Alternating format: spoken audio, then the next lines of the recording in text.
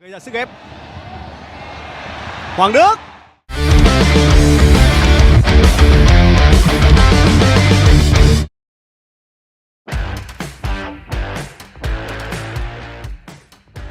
Bukan lawan Vietnam namanya, jika tidak tersaji drama menarik yang harus dilakoni timnas Indonesia di sepanjang pertandingan. Ya, pada laga kali ini, Sintayong melakukan perombakan pada starter, di mana Cahya Supriyadi kembali menempati posisi starter untuk penjaga gawang, yang sebelumnya Sintayong memberikan kesempatan kepada Dava Fasya saat melawan Laos.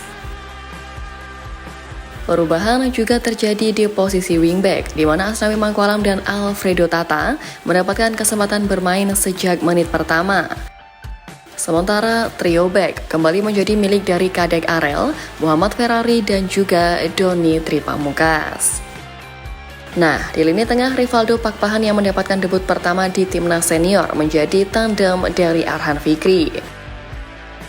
Hal serupa juga dialami oleh Ahmad Maulana Syarif yang debut dan membantu lini serang bersama Raihan Hanan untuk menopang ujung tombak Hoki Caraka. Kemudian para pemain kunci seperti Pratama Arhan dan Victor Detan harus memulai dari bangku cadangan. Nah, di laga ini drama langsung tersaji sejak wasit meniup peluit jalannya pertandingan. Vietnam yang dikomandoi oleh Nguyen Quang Hai beberapa kali berhasil melancarkan serangan, namun kali ini tim Merah Putih tampil disiplin sehingga mampu menahan imbang Vietnam 0-0 pada 45 menit pertama. Di babak kedua, kejutan terjadi ketika Sintayong masukkan Victor Detan dan Pratama Arhan, di mana skuad Garuda berhasil beberapa kali melakukan serangan balik dan mengancam gawang dari Vietnam. Tapi sayangnya gawang Cahya Supriyadi harus terbobol oleh Nguyen Quang Hai sekaligus menjadi satu-satunya gol pada laga tersebut. Tapi meski kalah di laga kali ini, nyatanya tim Merah Putih masih memiliki peluang lolos ke babak semifinal, sebab Laos dan Filipina yang berlangsung 1 jam sebelumnya hanya berakhir imbang. Ya, saat ini skuad Garuda bertengger di posisi kedua klasemen dan wajib menang atas Filipina di Stadion Manahan Solo pada 21 Desember mendatang.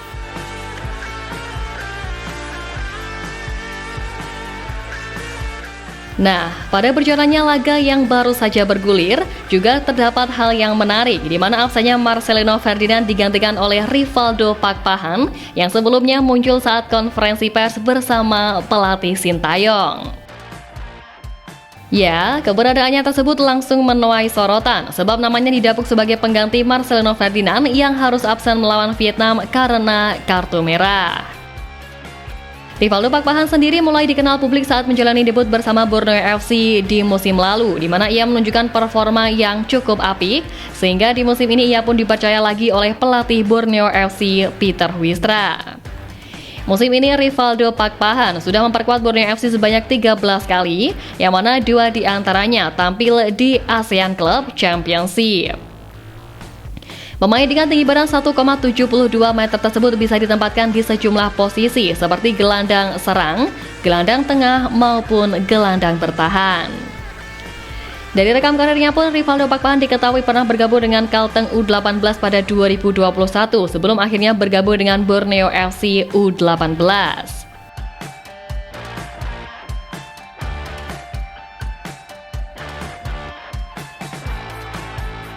Nah, di lain sisi kehadiran dari Rivaldo Pakpahan, winger Vietnam Bui Phi Hao menyebut bahwa ada satu pemain timnas Indonesia yang menurutnya paling mengerikan. Ya, dengan mengantongi modal bagus untuk menghadapi partai akbar kali ini, Bui Phi Hao menilai bahwa laga melawan Indonesia tak bisa dianggap remeh begitu saja. Dari sebelum laga, sang winger menyoroti keberadaan dari Asnawi Mangkualam sebab keduanya saling bentrok karena berada di sisi lapangan yang sama, di mana Phi Hao menempati sayap kiri Vietnam, sedangkan Asnawi bek kanan andalan timnas Indonesia. Asnawi Mangkualam dinilainya sebagai sosok senior tim Garuda yang telah memiliki banyak pengalaman di berbagai turnamen internasional yang membuatnya begitu mewaspadai lawan duelnya itu. Bui Phi Hao juga menilai bahwa laga yang bergulir kali ini menjadi laga yang paling berkesan buatnya, karena selain tampil di hadapan ribuan pendukung, ia juga merasakan duel sengit dengan pemain senior timnas Indonesia yang menurutnya telah ada di level yang berbeda. Ya, meski sama-sama menampilkan duel-duel ciamik antar pemain kedua kesebelasan, tapi tak bisa dipungkiri bahwa kondisi para punggawa Garuda masih kurang optimal mengingat jadwal padat yang dihadapi.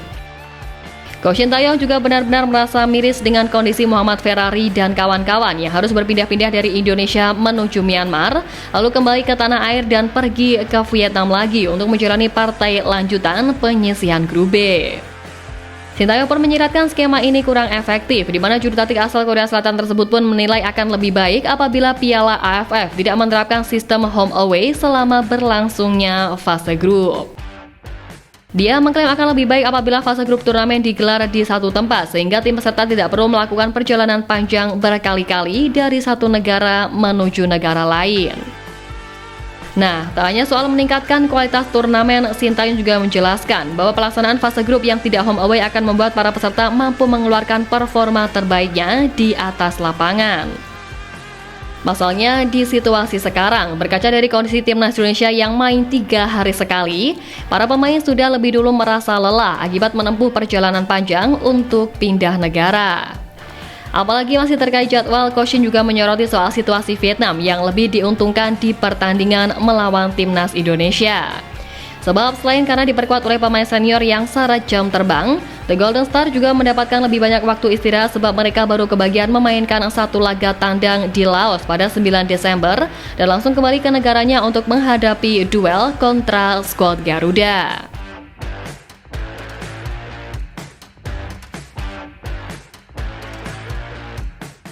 Di lain sisi, Man Dampang selaku Presiden Federasi Sepak Bola Thailand memastikan telah memerintahkan pihak FAT untuk menjaga supporter Malaysia yang terlibat bentrok dengan fans Thailand. Wanita yang bernama lengkap Nualpan Lamsam itu menyatakan supporter Malaysia yang mengalami cedera kepala sudah mendapatkan perawatan terbaik di rumah sakit di Bangkok. Pihak FAT sebenarnya meminta sang supporter Malaysia untuk menjalani rawat inap di rumah sakit, tapi supporter Malaysia itu memilih untuk tetap pulang. Terkait hal tersebut pun, Man Dampang juga menyerahkan seluruhnya kepada pihak keamanan untuk melakukan tindakan tegas. Sementara pihak AFC yang diwakili oleh Sekjen Datuk Sri Windsor Paul John berpesan kepada semua pihak di bawah naungan mereka untuk tidak lagi membuat kerusuhan. Ya, keputusan-keputusan yang diambil oleh AFF di ajang yang katanya bergengsi di ASEAN ini memang menimbulkan banyak kontroversi dan kritikan. Bahkan nahasnya insiden memalukan harus terjadi antara supporter Malaysia dan Thailand setelah timnas Malaysia dipermalukan Thailand dengan skor tipis 0-1 dalam pertandingan lanjutan Grup A AFF 2024 Sabtu kemarin. Ya, setelah kekalahan dari Thailand itu, sejumlah supporter Malaysia kecewa hingga menghujat kiper Harimau Malaya dan bahkan terpantau marah-marah usai pertandingan panas itu. Menurut laporan dari media ASEAN di Instagramnya yakni @theASEANFootball, para supporter Malaysia dan Thailand bahkan juga terlibat aksi bentrokan hingga ada yang terluka. Terlihat dalam video yang beredar, sejumlah supporter Malaysia sampai membanting pagar yang ada di dalam tribun ke arah fans Thailand.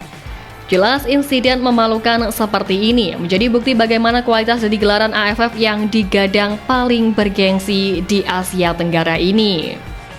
Dalam video dan foto-foto yang beredar luas di media sosial, terlihat sejumlah supporter Malaysia mengalami luka-luka dan salah satu supporter terlihat mengalami luka bocor di bagian kepala. Tentu melihat semua ini, Federasi Sepak Bola Asia Tenggara atau AFF harus segera berbenah dari segala sektor. Apalagi sudah terlalu banyak pihak yang merasa dirugikan dan bahkan sampai hampir hilang minat buat mengikuti ajang 2 tahunan ini. Dan di lain sisi, hal itu mengingatkan kepada netizen tanah air bahwa target sebenarnya di ajang kali ini adalah SEA Games 2025.